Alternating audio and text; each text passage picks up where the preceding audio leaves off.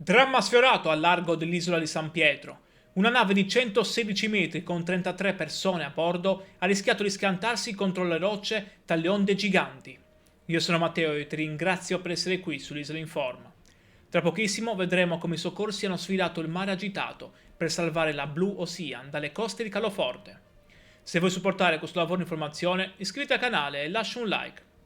Tutto è iniziato mercoledì 28 gennaio, quando questa enorme nave cargo in navigazione dall'Egitto verso la Spagna ha subito una grave avaria al motore. Senza la propulsione in balia del forte vento di ponente, il gigante del mare è stato spinto verso le coste sud-occidentali della Sardegna, proprio davanti a Caloforte.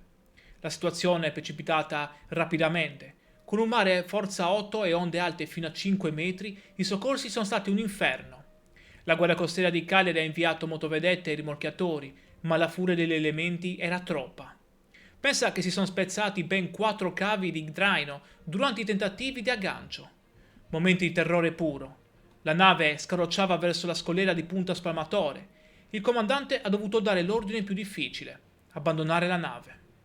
Ma come si fa quando 33 persone con raffiche a 50 nodi?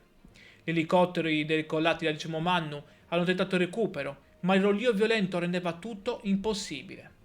La situazione è stata stabilizzata grazie alle manovre del comando di bordo e all'intervento risolutivo del morchiatore Vincenzino.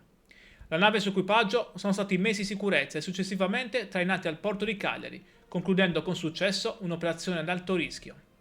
Cosa ne pensi della sicurezza nei nostri mari davanti a queste tempeste sempre più estreme? Scrivilo nei commenti e iscriviti per gli aggiornamenti della Sardegna.